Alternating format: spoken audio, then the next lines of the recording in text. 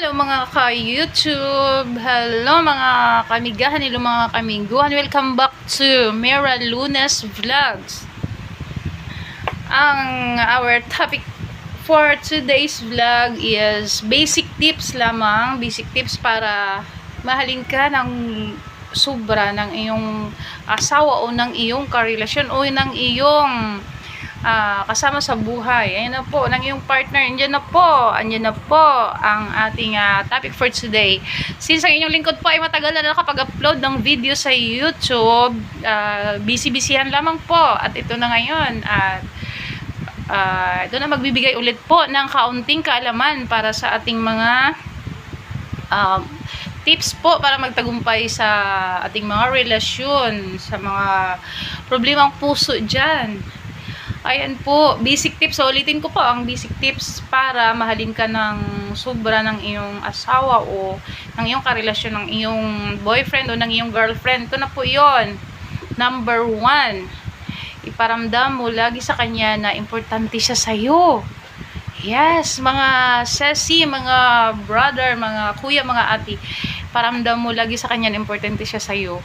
Yun bang kahit gaano ka ka-busy ay gumagawa ka ng way para lang maparamdam sa kanya, mapa-text man yan o mapatawag man yan kung kayo ay LDR, mapa-text man or mapatawag man yan, as long as gumagawa ka ng effort para maparamdam mo sa kanya na importante siya sa iyo. Marami pong paraan, hindi yung lumipas po ang isang araw na wala ka lang mang text, wala ka man lang tawag, wala ka man lang message doon sa kanya, wala kang pakialam.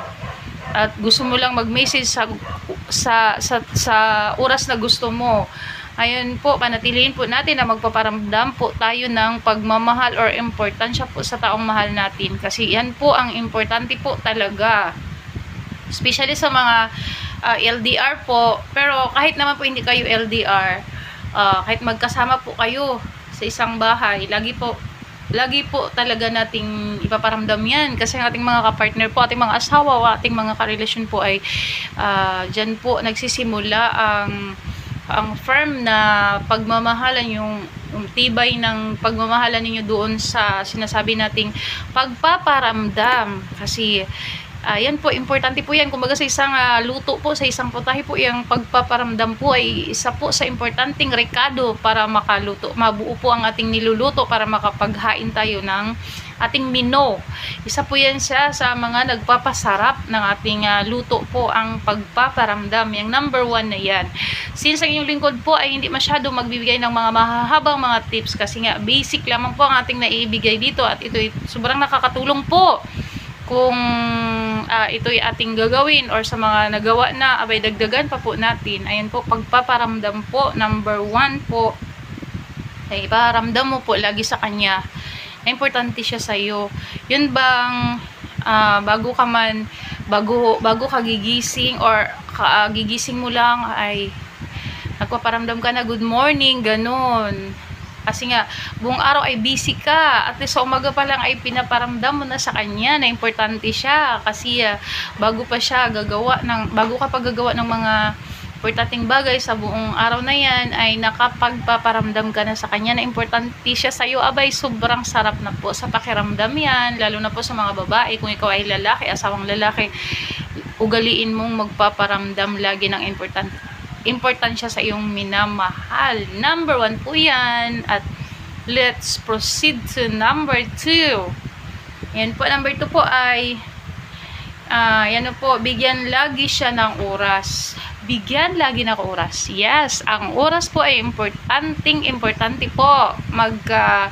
Halos magkaparehas lang po yan sa pagpaparamdam. Iyang oras na yan ay halos magkaparehas lang po yan sa pagpaparamdam. But then, kailan po natin siyang ma-emphasize na anuhin mo yung pagpaparamdam kung wala naman siyang oras sa iyo. Yung nagpaparamdam lang pero walang oras. So kailangan din may oras ka sa kanya. Kailangan may oras ka sa kanya. Yun bang kahit gano'n man kayo ka-busy, ay magkaroon ka talaga ng oras para tawagan siya. Yung nagkakapalitan kayo ng mga matatabis na salita or nagkaroon kayo ng sharing, yung isang araw ninyong ganap sa buhay niyo. Especially po sa mga LDR o kahit hindi man kayo LDR, kahit magkasama man kayo lagi sa isang bahay, kailangan po lagi nyong iparamdam po yung oras. Meron kang oras sa kanya lagi, meron kayong oras lagi sa bawat isa.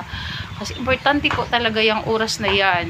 Diyan po kasi natin kumaga dyan tayo nagkakaroon po ng bonding sa oras na yan. Diyan tayo nagsisharing ng mga ganap sa ating buhay. Halimbawa po ay isang araw, kahit man lamang tuwing gabi may oras ka. Kung LDR kayo, tuwing gabi ay magkaroon ka ng oras. Yung oras na yun, tatandaan nyo na yun ang oras ninyong bilang mag-asawa or bilang magkarelasyon na magtawagan kayo. Para naman, kahit ano man kahirap yung araw na yun, alam niyang may mapagsumbungan siya. Yun, alam niyang may karamay siya sa oras na yun ay tatawag ka, or sa oras na yun ay kailangan mong marinig ang boses mo na yan. Especially po sa mga lalaki po, ito hindi lamang po ito sa mga lalaki, pwede sa babae at sa lalaki po ito, kasi nga basic tips nga para magkaroon ng magandang relasyon or mahalin ka ng iyong karelasyon ng iyong asawa o ng iyong boyfriend o ng iyong kinakasama. Ayan na po, may oras ka lagi. Ang oras po ay sobrang importante. Kahit gaano man yan kayo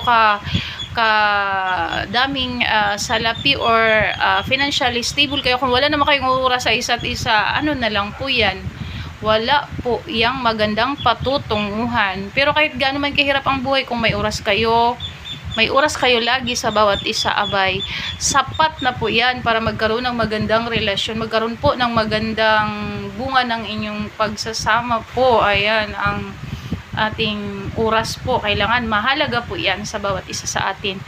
Ayan lamang po, ang itong mga tips na ito ay basic lamang po para mas makakatulong po sa mga relasyon na yung papunta na po sa hindi kagandahan, yung relasyon na kailangang masalba. Ito po ang gagawin natin. Yung mga relasyon na kulangan po ng oras, na kulangan po ng pagmamahal, pero mahal pa rin ang bawat isa. Ito po ang gagawin natin. 2 tips lamang po. Kailangan mo magparamdam lagi na importante siya, at number 2 yung oras. Kailangan mo magkaroon ng oras doon sa karelasyon mo o sa asawa mo o sa yung kinakasama. Ito'y nakakatulong po para maisalba ang inyong relasyon. Ayan po, para mahalin pa po ninyo ang bawat isa. Kung asawa mo, kung nagkaroon man ng distansya kayo, nagkaroon man ng medyo kulang, at kailangang isalba, ito po ang gagawin natin. Magpaparamdam ka na importante siya.